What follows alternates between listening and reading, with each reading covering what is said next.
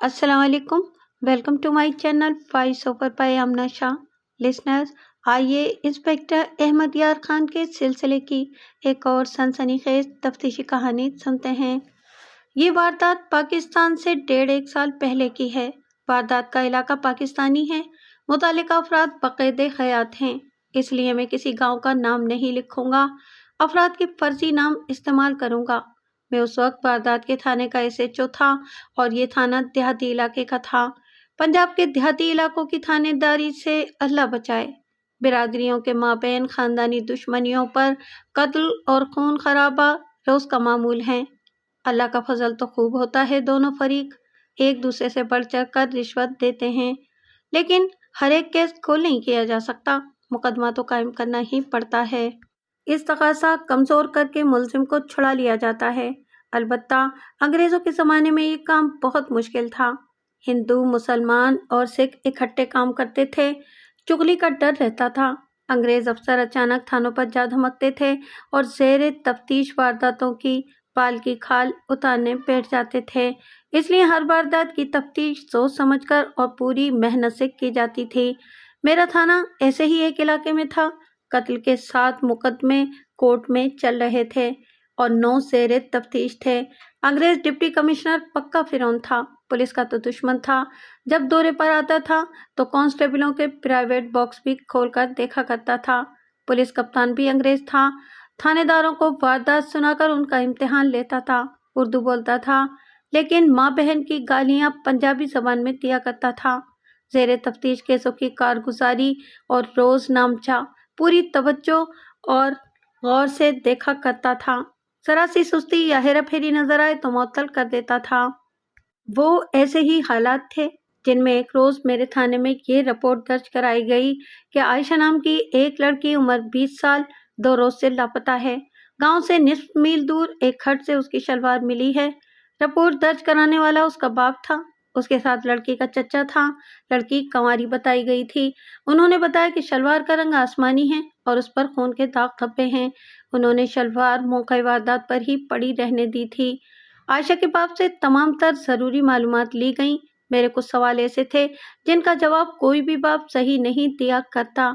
मसलन ये सवाल किया कि लड़की को गांव के किसी आदमी के साथ कभी देखा गया था, या गांव के किसी आदमी को लड़की ऐसी वैसी नजरों से देखती थी, या गांव के किसी आदमी पर कभी शुबा किया गया था कि वो लड़की में गैर मामूली दिलचस्पी लेता है। अक्सर वालिदैन कस्में खाकर कहा करते थे कि इनकी लड़की नेक पाक है और वो अपनी मर्जी से नहीं गई, बल्कि इसे जबरदस्ती अगवा किया गया है। मैं 2 कांस्टेबलों को हमरा लेकर उस मकाम पर गया जहां शलवार पड़ी हुई थी। मैंने इसे अच्छी तरह देखा। शलवार पर खून के धब्बे लगे हुए थे और ये गवाही देते थे कि लड़की की आबरू पर हमला किया गया है, लेकिन शलवार बरामद होने वाली जगह पर तशद्दुद और जबरदस्ती के कोई आसार नजर नहीं आते थे। वारदात 2 रोज पहले हुई थी। बारिश भी नहीं बरसी थी और आंधी भी नहीं चली थी। वहां मट्टी थी, पाँव के कुछ निशान मौजूद थे। खोजी बुलाए गए। उन्होंने खुरा उठाया। ये 2 इंसानों के पाँव के निशान थे। एक खोजी बूढ़ा और बहुत ही तजुर्बेकार था। उसने ये राय दी कि खुरा औरत का है, दूसरा मर्द का। वो इस तरह यहाँ से गुजरे थे कि मर्द आगे और औरत पीछे थी। दोनों खुरे बताते थे कि वो शलवार के करीब से गुजर गए हैं, वहां रुके नहीं। खोजी हमारी बहुत मदद किया करते थे। खुरे शलवार के पास रुके नहीं, तो ये सवाल पैदा हुआ कि लड़की पर तशद्दुद किस जगह किया गया, और अगर उसे कत्ल किया गया है तो लाश कहाँ है। लेकिन जो सवाल मेरे जहन पर गालिब आ गया वो ये था कि क्या वाकई लड़की के साथ जबरदस्ती की गई है और क्या वाकई इसे कत्ल कर दिया गया है। अगर इसकी शलवार फेंक दी गई है तो इसका मतलब यही है कि उसे कत्ल कर दिया गया है। वो अपनी रजामंदी से घर से नहीं निकली और न ही वो अपने दोस्त के साथ गई है। नंबरदार मेरे साथ था जो इसी गांव में रहता था। उसने पूछा कि गांव का कोई आदमी लापता तो नहीं। उसने कहा कि नहीं। 2 खोजी झुके हुए जमीन पर इस तरह खुरे देखने लगे जिस तरह भूगीर कुत्ते भू सूंघते और इधर उधर भागते दौड़ते हैं। खोजी बैठ जाते थे और नजरें जमीन पर गाड़ देते थे। वो मट्टी से भेद ले रहे थे। मैं वहीं खड़ा लड़की के बाप से पूछगछ कर रहा था। गांव में किसी के साथ अदावत है? मैंने उससे पूछा। اس نے جواب دیا کہ برادری کے ایک خاندان کے ساتھ عداوت چلی آ رہی ہے۔ لڑکی کی منگنی ہو چکی ہے یا کسی سے وعدہ کیا تھا؟ جی، اسی خاندان میں لڑکی کی منگنی ہوئی تھی، باپ نے جواب دیا۔ پھر ہم نے جواب دے دیا، کیوں؟ برادری کہتی تھی کہ دشمنوں کو لڑکی نہ دو، اس نے جواب دیا۔ لڑکے والوں نے پھر کیا کیا تھا؟ انہوں نے دھمکی دی تھی کہ لڑکی کی ڈولی ہمارے سامنے نہیں اٹھے گی، باپ نے کہا، اور یہ بھی بتایا کہ یہ کوئی 1 مہینے پہلے کی بات ہے۔ چارپائیاں وہیں آ گئی تھی، گاؤں والوں کا ایک ہجوم وہاں اکٹھا ہو گیا تھا، میٹھے دودھ کی ایک بالٹی بھی آ گئی تھی۔ میں نے نمبردار سے کہا کہ وہ اس لڑکے کے باپ کو بلائے جس کے ساتھ لڑکی کی منگنی ہوئی اور توڑ دی گئی تھی، وہ تماشائیوں کے ہجوم میں نہیں تھا۔ اتنے میں میرا وہ مخبر میرے پاس آ گیا جسے میں نے گاؤں میں بھیج دیا تھا۔ اس نے میرے کان میں اپنی رپورٹ دی۔ میں نے شلوار ایک کانسٹیبل کو دے کر تھانے بھیج دیا تاکہ وہ اسے ڈاکٹری معائنے کے لیے بھیجنے کے لیے کاغذات و پارسل تیار کرے۔ اس لڑکے کا باپ آ گیا جس کے ساتھ لڑکی کی منگنی کر کے توڑی گئی تھی۔ میں نے فالتو لوگوں کو دور ہٹا دیا اور اس سے پوچھا، اکبر کہاں ہے؟ اکبر اس کے بیٹے کا نام تھا۔ اکبر؟ وہ گھبرا گیا۔ وہ 3 دن ہوئے گھر سے غیر حاضر ہے۔ میں نے اس کا فکرہ مکمل کر کے اس کی مشکل آسان کر دی۔ جی، اس نے ہکلا کر کہا، وہ آ جائے گا، بچہ تو نہیں کہ گم ہو جائے گا؟ جی، وہ بچہ بالکل نہیں، میں نے کہا، اس نے تمہاری دھمکی پر عمل کیا ہے۔ دیکھو چودھری، ہیرا پھیری چھوڑو، میں تم پر سیدھا سوال کرتا ہوں، سیدھا جواب دو اور جان چھڑاؤ۔ میں وعدہ کرتا ہوں کہ مقدمے میں تمہاری پوری مدد کروں گا، تم میری مدد کرو۔ اللہ پاک کی قسم ہے، اس نے جواب دیا، پیر دستگیر 11ویں والوں کی قسم ہے، مجھے کچھ بھی علم نہیں۔ لڑکا تیسرا دن ہے گھر نہیں آیا، اور تیسرا ہی دن ہے کہ لڑکی بھی گھر نہیں آئی۔ اور میں نے اپنے کانسٹیبلوں کو مخاطب کر کے کہا، اور 2 روز بعد کافر کا بچہ پولیس کپتان دورے پر آ رہا ہے، اگر تم لڑکی واپس کر دو تو میں راضی نامہ کرا دوں گا۔ میں نے لڑکے کے باپ سے کہا، پرچہ چاک نہیں کروں گا۔ اس نے پھر لا علمی کا اظہار کیا۔ میں نے کہا، دیکھو چودھری، 4 سال گزرے، ان لوگوں نے یعنی کہ لڑکے والوں نے تمہاری بھتیجی اغوا کر لی تھی، لیکن 6-7 روز بعد واپس کر دی تھی، تم بھی واپس کر دو۔ اس کا رنگ اڑ گیا۔ یہ خبر مجھے مخبر نے دی تھی۔ لڑکے کا باپ مجھ سے یہ واردات بھی چھپانا چاہتا تھا۔ ادھر ادھر کی چند ایک باتیں مجھے گمراہ کرنے کے بعد وہ بولا، 4 سال گزرے، اس کی بھتیجی اس لڑکی کے ماموں نے عداوت کی بنا پر اغوا کی اور بڑوں کی کوششوں سے واپس کر دی گئی۔ اب ظاہر یہی ہوتا تھا کہ ان لوگوں نے انتقاماً لڑکی کو اغوا کیا ہے اور اس پر مجرمانہ حملہ بھی کیا ہے۔ اس علاقے میں کھڈ اور خشک ندی نالے عام تھے، زمین ہموار نہیں تھی۔ میں بیٹھا تفتیش کر رہا تھا اور کھوجی نظروں سے اوجھل ہو گئے تھے۔ 2 گھنٹے گزر گئے۔ میں نے تھوڑی دور دیکھا تھا کہ گدھ اتر رہے ہیں، پھر میں نے وہاں درختوں پر بھی گدھ بیٹھے ہوئے دیکھے تھے، مگر میں نے اس لیے توجہ نہ دی کہ کوئی مردار ہوگا۔ میرے لیے گدھ کوئی نئی چیز نہیں تھی۔ میں نے دیکھا کہ اس طرف سے دونوں کھوجی بہت تیز چلے آ رہے تھے اور بوڑھا کھوجی چادر ہلا رہا تھا، وہ ہمیں بلا رہا تھا۔ میں ان کی طرف چل پڑا۔ ہم ان کے قریب پہنچے تو وہ کچھ کہے بغیر آگے آگے چل پڑے۔ وہاں سے بنجر اور کھڈوں کا علاقہ شروع ہو جاتا تھا۔ علاقہ اتنا بنجر تھا کہ مویشی بھی ادھر نہیں جاتے تھے، عام راستوں سے بہت ہٹا ہوا تھا۔ کھوجی ایک جگہ رک گئے، وہاں گدھوں کا ایک غول ادھر ادھر بیٹھا تھا اور کھوجی پتھر اٹھا اٹھا کر نیچے مار رہے تھے اور نیچے سے گدھ اڑ کر باہر آ رہے تھے۔ میں نے جا کر دیکھا، ایک نشیبی جگہ ایک لاش پڑی تھی اور اس کے قریب ایک کلہڑی رکھی ہوئی تھی۔ پہلی نظر سے میں نے یہی سمجھا کہ لڑکی کی لاش ہے، لیکن یہ کسی آدمی کی تھی۔ لاش کی حالت یہ تھی کہ پیٹ گدھوں نے چیر پھاڑ کر اندر سے کھا لیا تھا، سینہ بھی کھا لیا تھا، پسلیاں ننگی ہو گئی تھیں، بازو اور ٹانگیں الگ ہو چکی تھیں اور دھڑکیں قریبی پڑی تھیں۔ ان کا زیادہ تر گوشت گدھوں اور گیدڑوں وغیرہ نے کھا لیا تھا۔ ہڈیاں نظر آ رہی تھیں، آنکھیں گدھوں نے نکال لی تھیں، صرف چہرہ اور سر سلامت تھا۔ لاش کو دیکھ کر پہلے تو سب پر سناٹا طاری ہو گیا، کسی کی اونچی سانس بھی نہیں نکلتی تھی۔ اس خاموشی میں ایک آدمی کی دھاڑ توپ کی طرح سنائی دی۔ یہ دھاڑ اکبر کے باپ کی تھی اور لاش اکبر کی تھی۔ یہ وہی نوجوان تھا جس کے ساتھ گمشدہ لڑکی کی منگنی ہوئی اور ٹوٹی تھی، اور اسی کے متعلق میرے دل میں یہ شک پیدا ہوا تھا کہ لڑکی کو اغوا کر کے لے گیا ہے اور انتقاماً اس پر مجرمانہ حملہ کر کے قتل کر دیا گیا ہوگا، مگر وہاں اس کی اپنی لاش پڑی تھی۔ मैं तो लड़की को बरामद करके वापस कराना चाहता था और केस वहीं ख़त्म करने की सोच रहा था, लेकिन यहाँ कत्ल का एक और केस रजिस्टर करना पड़ा।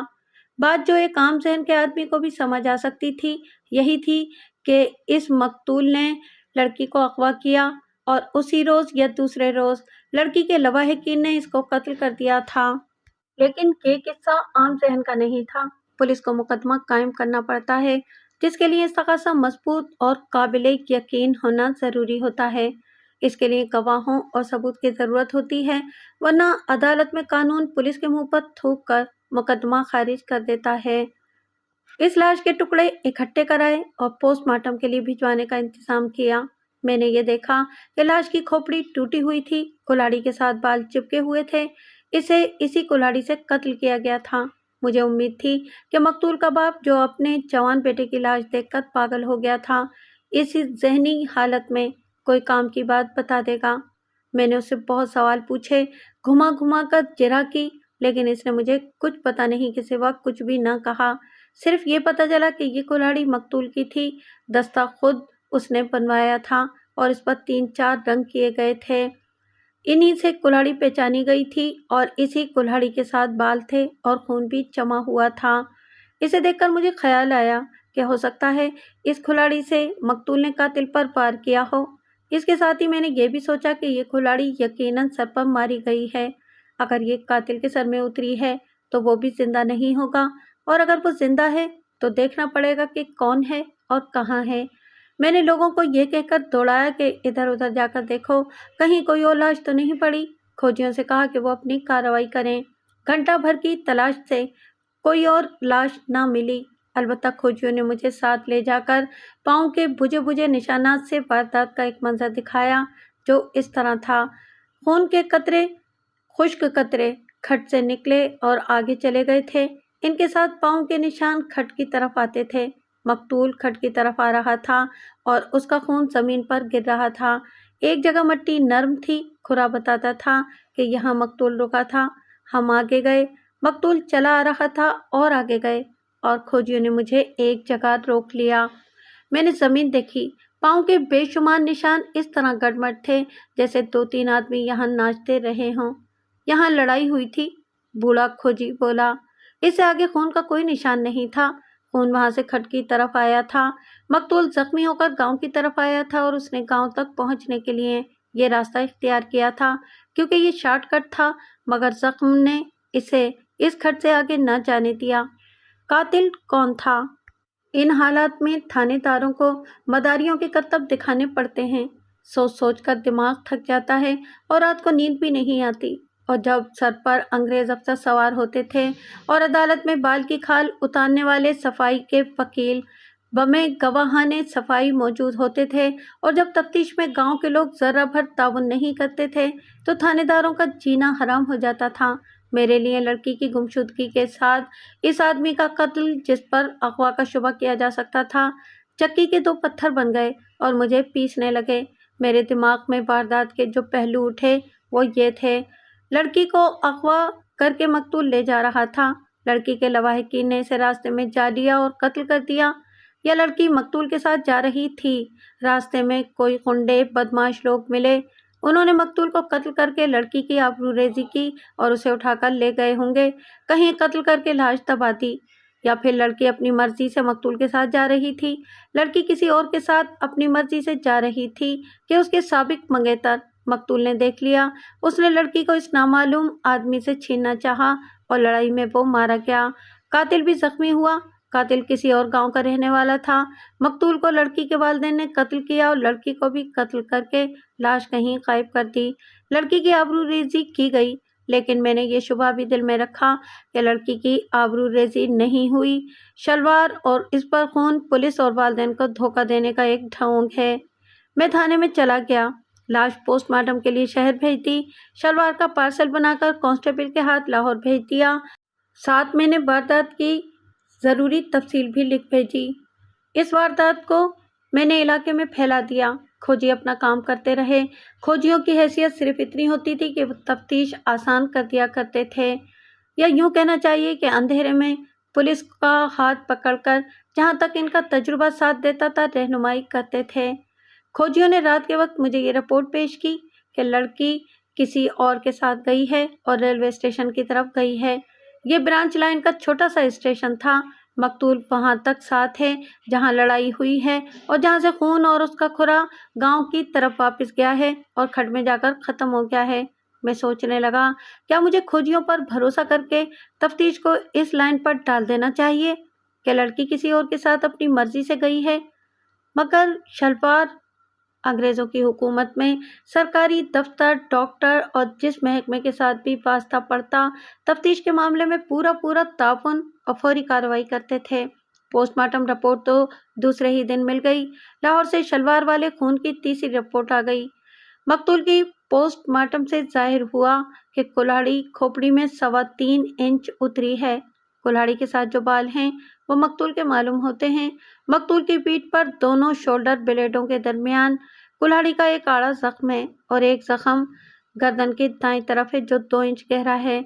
मैदे के मुतालिक कुछ नहीं लिखा गया क्योंकि मैदा गिद्ध खा गए थे। चूँकि दिल, फेफड़े, जिगर, तिल्ली वगैरह नहीं थे, इसलिए मौत के वक्त का तयन नहीं किया जा सका। काम की बात ये मालूम हुई कि कुल्हाड़ी पर जो खून है वो मकतूल का है, गोया मकतूल अपनी ही कुल्हाड़ी से कत्ल हुआ। लाहौर से शलवार पर लगे हुए खून के मुतालिक जो रिपोर्ट आई उसने मेरे कान खड़े कर दिए। लिखा था कि खून जिस्म के किसी और हिस्से का है। खून ऐसी शहादत बिल्कुल नहीं देता कि लड़की पर मुजरिमाना हमला किया गया है। ये रिपोर्ट तफसील से दी गई थी जो सारी की सारी सुनाना ज़रूरी नहीं। इसने मेरा ये शुबा पुख्ता कर दिया कि शलवार और इस पर खून एक ढोंग है। मगर ये सवाल पेचीदा था कि इस ढोंग में लड़की भी शामिल है या इसे अगवा करने वाले ने पुलिस को तफ्तीश में गुमराह करने का ये तरीका इख्तियार किया है। ये भी हो सकता था कि लड़की के लवाहिकीन ने इसे मकतूल के साथ नाज़िबा हालत में देख लिया और मकतूल को भी कत्ल कर दिया हो और लड़की को भी कत्ल करके इस पर इस तरह पर्दा डालने की कोशिश की हो कि वो लापता हो गई है। जिस रोज़ शलवार की रिपोर्ट आई उसी रोज़ पुलिस कप्तान भी आ गया। उसने ये केस देखा तो कहने लगा कि बहुत दिलचस्प केस है। उसने उस वक्त की तफ्तीश की तफसील पूछी और फिर मुझसे पूछने लगा कि मैं अब क्या करूँगा। मैंने उसे बताया तो अल्लाह ने मुझ पर करम किया कि उसके जहन में भी यही लाइन आई थी। उसने खुश होकर मेरी रहनुमाई की और मैंने जी हुजूरी के तमाम करतब दिखाकर उस पर जाहिर किया कि साहब बहादुर का इकबाल बुलंद हो, मैं इसी लाइन पर चलना चाहता था। हकीकत यह है कि उसने बहुत सारे मशवरे ऐसे दिए थे जो मेरे लिए नए थे और मैंने नहीं सोचे थे। खुदा ने उसे बड़ा काबिल दिमाग दिया था। जब वो वापस जाने लगा तो मुझे कहा, तुम्हें ये लड़की मिल जाएगी। फिर उसने मुस्कुरा कर कहा, अगर तुम लड़की को और कातिल को पकड़ लो तो मैं तुम्हें इंग्लैंड स्कॉटलैंड यार्ड में भेज दूंगा। मैंने गुलामों की तरह उसका शुक्रिया अदा किया और दिल में कहा, तुम अगर ज़रा जल्दी टल जाओ तो यही इनाम काफ़ी है। मैंने पहले सैल्यूट किया और जब उसका घोड़ा चल पड़ा तो मैं मुगलिया दौर के दरबारियों की तरह झुककर कॉर्निश बजा लाया। मेरे मुहर्रिर ने जब कहा दफ़ा हो गया है तो मैं सीधा हुआ। मैं मकतूल और गुमशुदा लड़की के गांव चला गया। मुखबिरों से कोई एक भी काम की बात मालूम ना हुई। गांव के लोगों ने ज़बानों को ताले लगा लिए थे। ये 2 खानदानों की अदावत का मामला था, इसलिए दूसरा खानदान कोई बात बताकर इनसे दुश्मनी मोल नहीं लेना चाहते थे। मैंने एक घर की ड्योढ़ी में डेरा डाल दिया। लड़की के 2 भाई थे, एक छोटा एक बड़ा। उसका बाप था और एक चचा। मैंने इन्हें बुलाकर बाहर बिठाया। सबसे पहले बाप को अंदर बुलाया, इसे हर तरफ से घेरने की कोशिश की लेकिन वो असल बात पर ना आया। फिर इसके चचा को बुलाया और इसे एतमाद में लेने के सैकड़ों जतन किए। उसने हर एक सवाल का जवाब खुद एतमादी से दिया लेकिन मेरे मतलब की एक भी बात उसके मुंह से ना निकली। लड़की के बड़े भाई को बुलाया, उस पर मैंने सीधा वार किया। मैंने कहा कि तुम्हारा बाप और तुम्हारा चचा फिसल गए हैं, तुम ये बता दो कि अपनी बहन की लाश कहाँ फेंकी है। उसने मेरी आंखों में आंखें डाल दी और पूरी दिलेरी से बोला, लाश कहीं फेंकी नहीं।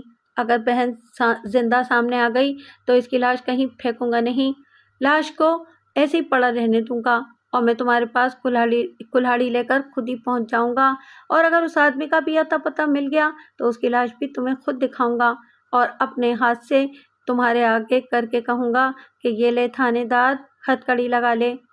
इतनी पुख्ता बात सुनकर मेरा दिल मान गया कि किस्सा कुछ और है और मेरा शुबा बेबुनियाद है। फिर भी मैंने इसे कहा, देख जवान, غیرت والے بھائی اسی طرح باتیں کیا کرتے ہیں۔ میں پولیس کا آدمی ہوں، میں صرف باتوں سے راضی نہیں ہوں گا۔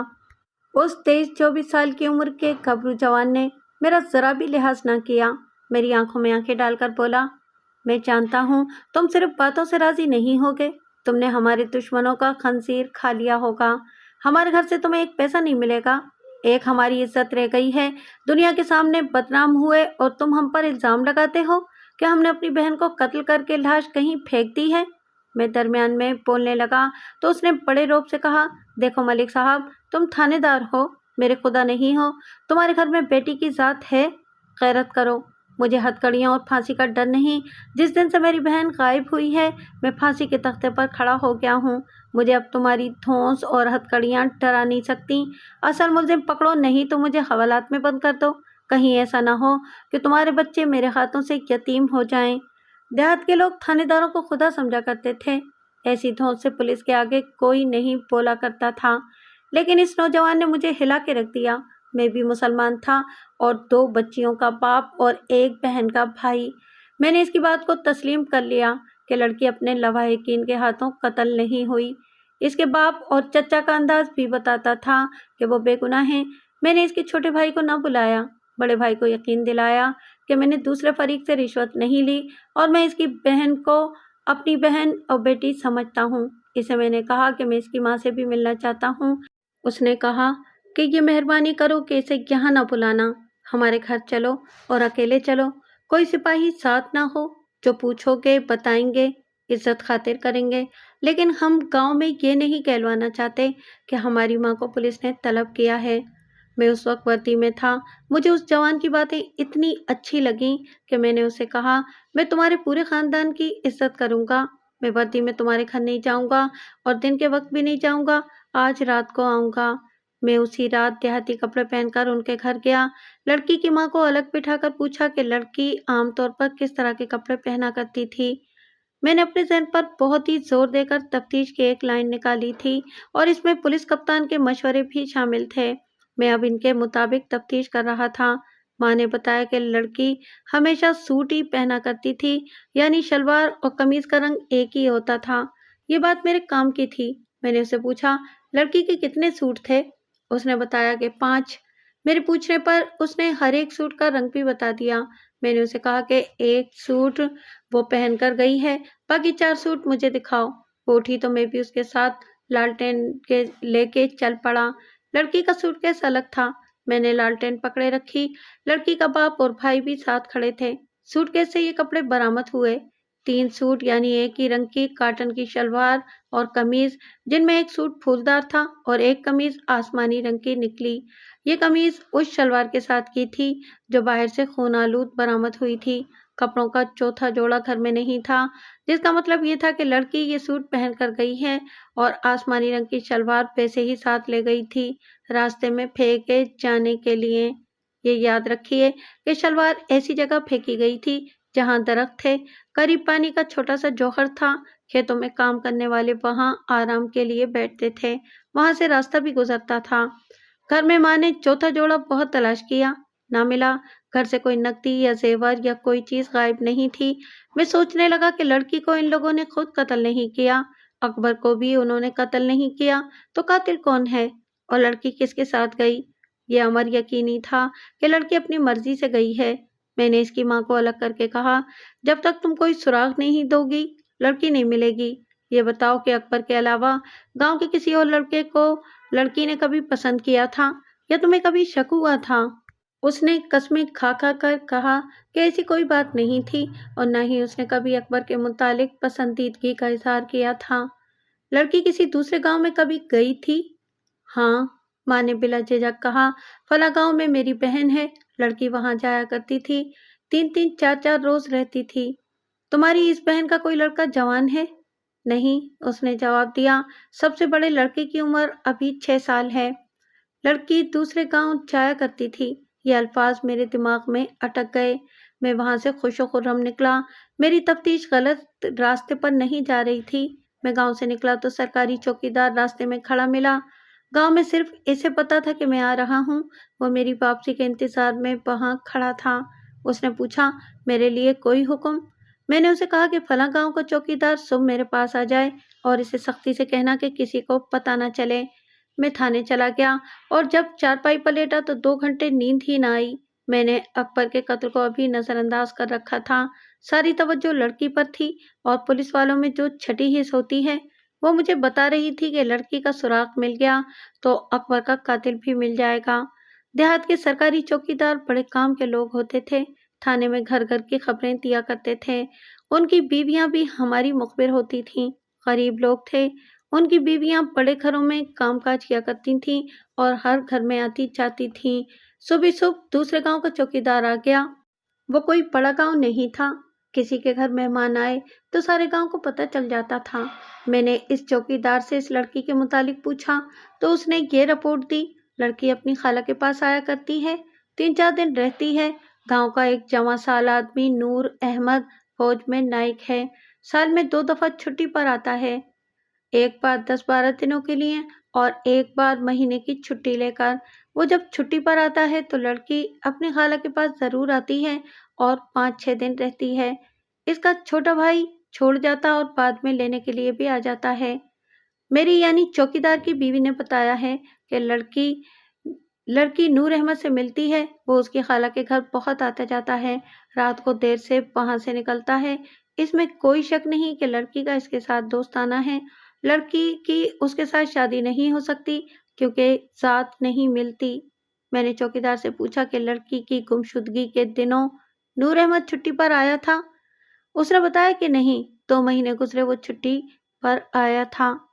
मैंने नूर अहमद की यूनिट का नंबर मालूम कर लिया और छावनी भी। गांव के रेलवे स्टेशन से छावनी 35 मील दूर थी। मैंने दूसरे ही दिन लड़की के बाप और चचा को साथ लिया और उस छावनी में जा पहुंचा। पुलिस कप्तान का हेडक्वार्टर भी वहीं था। दफ्तरी तरीका तो कुछ और होता है, लेकिन मैंने ये दिलेरी की कि सीधा पुलिस कप्तान के दफ्तर में चला गया। मुझे डर था कि वो डांट कर बल्कि गालियां देकर दफ्तर से निकाल देगा और मुझे इस बदतमीजी पर मुअत्तल कर देगा कि मैं दफ्तरी तरीका इख्तियार करने की बजाय अपने आप को इतना बड़ा अफसर समझ बैठा हूँ कि पुलिस कप्तान को बराह रास्त मिलने चला गया हूँ। लेकिन मुझे इस चीज का भरोसा था कि उसने इस केस को दिलचस्प कहा था और इतनी दिलचस्पी ली थी कि मुझे मजाक में कहा था कि वो मुझे स्कॉटलैंड यार्ड भेज देगा। मैंने अंदर इतला भिजवाई तो उसने फौरन बुला लिया। मैंने पहले तो गैर सरकारी हरकत की माफी मांगी, फिर खुशामद और जी हजूरी के कमालात दिखाने शुरू किए, मगर उसने धमाके से कहा, कहाँ बोलो क्या है, किस वास्ते इधर आ गया। मैंने जल्दी जल्दी इसे अपनी तफ्तीश की तफसील सुनाई। उसका गुस्सा मुस्कुराहट में बदल गया।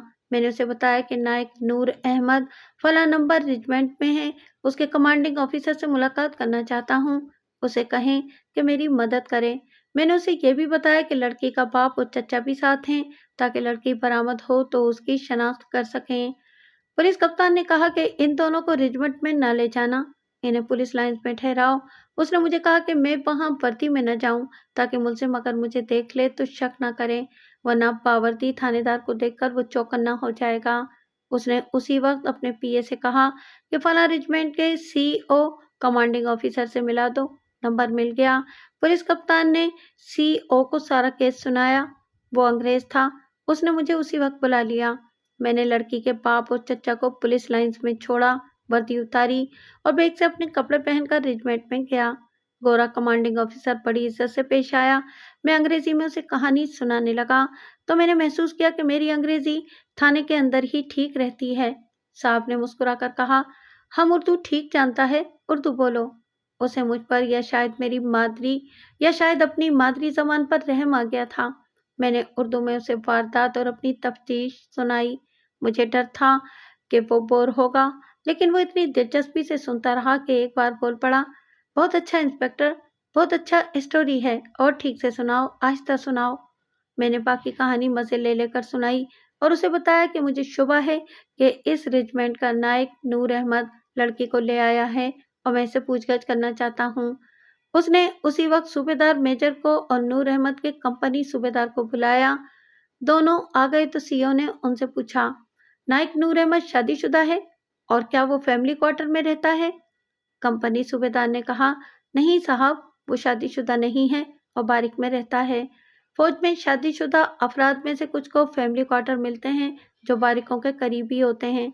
बारिकों में जो अफराद रहते हैं वो बगैर इजाज़त बाहर नहीं जा सकते। मैंने सीईओ से कहा कि मेहरबानी करके ये इंतज़ाम करें कि रात के वक्त नायक नूर अहमद पर नज़र रखें। सूबेदार मेजर ने कहा, नहीं साहब, सवाल ही पैदा नहीं होता कि रात के वक्त कोई जवान या ओहदेदार लाइनों से गैर हाजिर हो। मैंने उसे कहा, जनाब, मैं पुलिस का आदमी हूँ। अगर एक कंवारी लड़की अपनी शलवार को खून लगाकर सारे गांव को ये धोखा देने के लिए रास्ते में फेंक सकती है कि उसकी आबरू रेजी हुई है और वो कत्ल हो गई है, तो फौज का एक नायक तो बहुत कुछ कर सकता है। सीईओ ने उन्हें हुक्म दिया कि रात के वक्त वो किसी की ड्यूटी लगाएं जो चोरी छुपे उसका ख्याल रखे और वो जहां कहीं जाए छुपकर उसका पीछा करें और देखे कि वो कहाँ जाता है। सीईओ ने मुझे कहा कि मैं कल 8:30 बजे सुबह उसके दफ्तर में आ जाऊं। मैंने सूबेदार मेजर और सूबेदार को अपनी तरफ से कुछ हिदायत दी और वहां से पुलिस लाइन चला गया।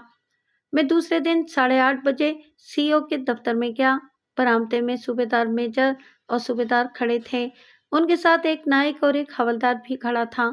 हवलदार रेजिमेंटल पुलिस का था। सूबेदार मेजर ने अंदर जाकर सीईओ को मेरी इतला दी, फिर मुझे बुलाया। सीईओ ने हंसकर कहा, आपका शक ठीक है साहब। मुझे बताया गया कि रेजिमेंटल पुलिस के हवलदार ने रात छुपकर देखा। नूर अहमद रात 11 बजे के बाद बारिक से निकला और संतरियों की नज़र से बचता हुआ लाइनों की हदूद से बाहर निकल गया। पुलिस हवलदार ने उसका ताक़ुब किया। नूर अहमद तेज तेज चलता छावनी के उस इलाके में चला गया जहां बेरे और मुलाजिम वगैरह मामूली से मकानों में रहते हैं। नूर अहमद ने एक मकान के दरवाजे पर दस्तक दी। दरवाज़ा खुला और वो अंदर चला गया। रेजिमेंटल पुलिस का हवलदार इधर उधर टहलता रहा और छुपा रहा। नूर अहमद सुबह 4 बजे इस मकान से निकला और बारिक में आ गया। मैंने सीईओ से कहा कि इस मकान पर छापा मारना है। मेरे साथ रेजिमेंट के किसी जिम्मेदार अफसर का होना जरूरी है। उसने सूबेदार मेजर को ही कह दिया कि वो मेरे साथ रहे। नायक नूर अहमद को पाबंद कर लिया गया। मैं दौड़ा गया। पुलिस लाइन से लड़की के बाप और चचा को साथ ले आया। सूबेदार मेजर, पुलिस हवलदार और नायक नूर अहमद को साथ लेकर हम उस इलाके में गए जहां वो मकान था। रास्ते में नूर अहमद ने किसी के साथ कोई बात न की। आयशा के बाप और चचा को वो अच्छी तरह जानता था। उनके साथ उसने सिर्फ हाथ मिलाया था। वो घबराया हुआ भी नहीं था। उस इलाके में पहुंचकर मैंने सबको रोका और नूर अहमद से मैंने कहा, नायक नूर अहमद, आप हमें उस मकान में ले चलें जहां अपने फला गांव के फला आदमी की बेटी आयशा को रखा हुआ है। मैं ये देखकर हैरान हो गया कि उसने घबराने या झूठ बोलने या टाल मटोल करने की बजाय ये कहा, बिस्मिल्लाह, आओ सारे आ जाओ। मुझे ये डर महसूस हुआ कि मकान में लड़की नहीं होगी, वरना नूर अहमद इतनी दिलेरी का मुजाहरा ना करता। मेरे पांव तले से जमीन निकल रही थी। नूर अहमद ने हमारी रहनुमाई की और एक कच्चे से मकान के दरवाजे पर दस्तक दी। दरवाजा खुला। एक लड़की का चेहरा नजर आया और चेहरा किवाड़ के पीछे हो गया। नूर अहमद ने हमें कहा, आ जाओ, और दरवाजे के पीछे खड़ी लड़की से कहा, घबराना नहीं, अल्लाह मालिक है। हम अंदर गए। आयशा सामने खड़ी थी। मैं तो इसे पहचानता नहीं था। उसके बाप और चचा ने उसे शनाख्त करके मुझे बताया कि यही इनकी गुमशुदा बेटी है। नूर अहमद पूरे इत्मीनान से अलग खड़ा रहा। आयशा के बाप और चचा ने गाली गलौज शुरू कर दी। मैंने इन्हें रोक दिया और आयशा से कहा, तुम्हें हमारे साथ चलना पड़ेगा, ये तुम्हारे साथ नहीं जाएगी। नूर अहमद ने फौजियों के लहजे में कहा, इसकी उम्र 20 साल है, ये अपनी मर्जी से मेरे साथ शादी कर चुकी है। नूर अहमद अंदर गया और एक सूटकेस से उसने निकाहनामा निकाल कर मेरे हाथ में दे दिया। मैंने इसे बताया कि ये अगवा की वारदात है और इसका ताल्लुक एक आदमी के कत्ल के साथ भी है।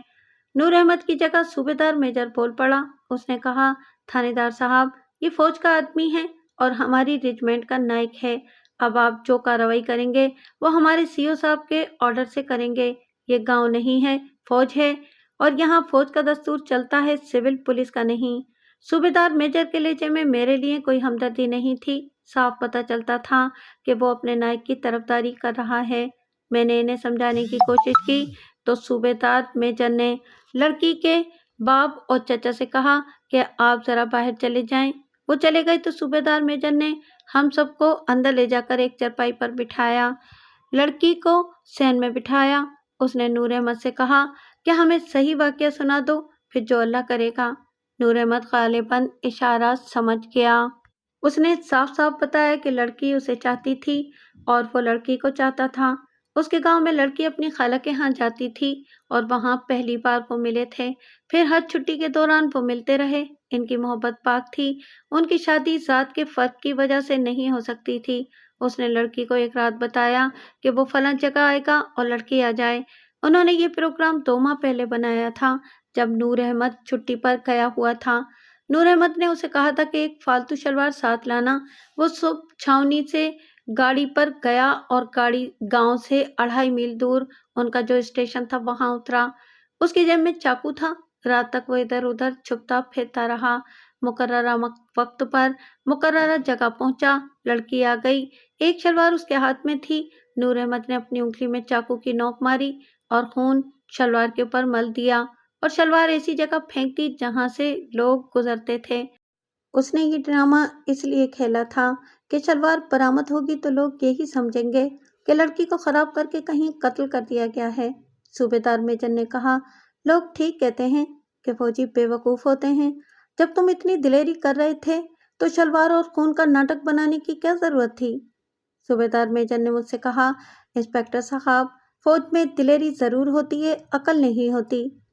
جی ہاں، میں نے کہا، اس نے تو بے عقلی کی ہے، لیکن میری عقل کا ایسا امتحان لیا کہ ساری عمر یاد رکھوں گا۔ اسے یہ پتہ نہیں تھا کہ شلوار والا خون ڈاکٹروں سے ٹیسٹ کروا لیا جائے گا اور پتہ چل جائے گا کہ یہ خون کیسا ہے۔ بہرحال نور احمد نے بتایا کہ اس نے اس قسم کی ایک کہانی اپنی کمپنی کلرک سے سنی تھی۔ اس کی فوجی عقل کو یہ طریقہ بڑا ہی انوکھا اور کامیاب نظر آیا تھا۔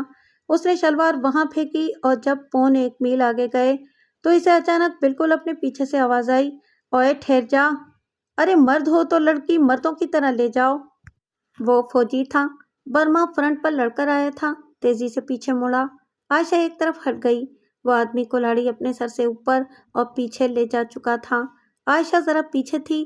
اس نے اتنی پھرتی دکھائی کہ جست لگا کر آگے ہوئی اور کلاڑی جو ابھی اس آدمی کے سر سے پیچھے ہی تھی، عائشہ نے پکڑ لی اور زور سے پیچھے کھینچی۔ وہ مرد تھا، کلاڑی اس کے ہاتھ سے نہ نکلی، البتہ اس کا وار رک گیا۔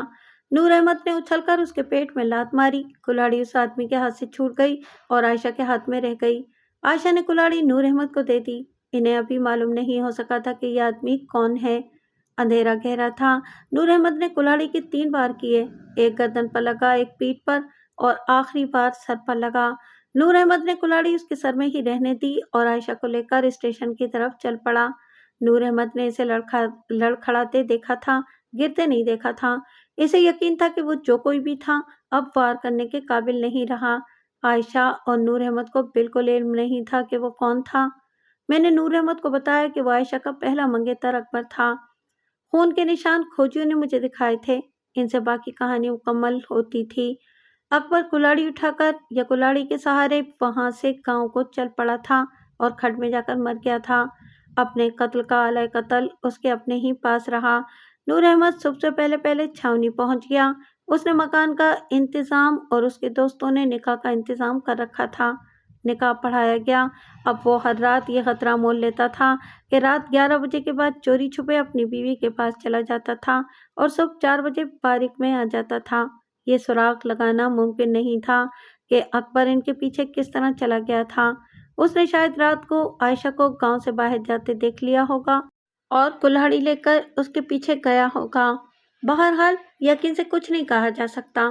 نور احمد نے جس دلیری سے اپنے جرم کی تفصیل سنا دی، اس سے یہ رائے قائم کرنا مشکل تھا کہ وہ دلیر ہے یا بے وقوف۔ میرے خیال میں اس میں دونوں ہی وصف تھے۔ میں دیکھ رہا تھا کہ اس جوان کا مستقبل کس طرح تاریک ہو گیا ہے اور اس نے ایک نوجوان لڑکی کی بھی زندگی تباہ کر دی ہے۔ نور احمد کو تو اب جیل جانا تھا۔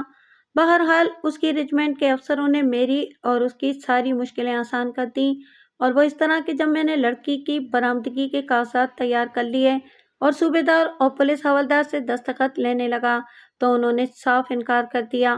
صوبیدار میجر نے کہا، ہمارے سامنے کوئی لڑکی برآمد نہیں ہوئی، ہمارے سی او سے بات کرو۔ ہم رجمنٹ کے دفتر میں گئے، مجھے باہر کھڑا کر دیا گیا۔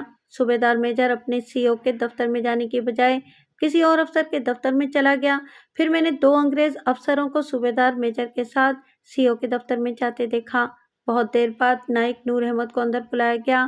کوئی 1 گھنٹے کے بعد سب باہر نکلے۔ اتنی دیر میں ان کا رجمنٹل پولیس حوالدار میرے پاس بیٹھا رہا۔ اس نے مجھے کہا، آپ کو یہ آدمی نہیں ملے گا۔ فوجی ایک دوسرے کی پوری مدد کیا کرتے ہیں۔ یہ نائک ہماری رجمنٹ کا ہی نہیں، ڈویژن کا بھی ایتھلیٹ ہے۔ فوج میں ایتھلیٹ کو گھوڑے کی طرح پالا جاتا ہے اور اسے رجمنٹ کی عزت سمجھا جاتا ہے۔ آخر مجھے CO نے اندر بلایا اور صرف اتنا کہا، آپ اپنے محکمے کی طرف سے ہمیں لکھیں کہ آپ کو ہمارا ایک نائک کیوں مطلوب ہے، آپ جا سکتے ہیں۔ میں پولیس کپتان کے پاس گیا، اسے پوری رپورٹ دی۔ اس نے اسی وقت CO کو ٹیلی فون کیا، لیکن صرف 1 منٹ میں CO نے بات ختم کر دی۔ پولیس کپتان نے ریسیور بڑی زور سے رکھا اور پنجابی زبان کی موٹی ساری گالی دی۔ اس کے بعد پولیس اور فوج میں خط و کتابت کا سلسلہ شروع ہو گیا۔ رجمنٹ نے لکھا کہ واردات والی رات نائک نور احمد ڈیوٹی پر تھا اور اس عرصے میں رجمنٹ لائن سے کبھی غیر حاضر نہیں ہوا۔ ہمیں اپنی کارروائی پوری کرنی تھی۔ نائک نور احمد کو بہرحال ہم نے بڑے جتن کر کے پولیس کی حراست میں لیا اور چالان عدالت میں دے دیا، لیکن ملزم کی رجمنٹ نے دستاویزی ثبوت پیش کر دیا کہ ملزم واردات کی رات موقع واردات سے 35 میل دور نائٹ ڈیوٹی پر تھا۔ ہمارا کیس ایسا چوپٹ ہوا کہ مجسٹریٹ نے مقدمہ سیشن سپرد کیا ہی نہیں اور ملزم کو چھوڑ دیا، لیکن نور احمد اور عائشہ سزا سے بچ نہ سکے۔ آپ کو یاد ہوگا کہ 1946 کا آخری مہینہ تھا جب ملک میں اسمبلیوں کے انتخابات ہو رہے تھے، اور انہی دنوں اخباروں میں ایک چھوٹی سی خبر چھپی تھی۔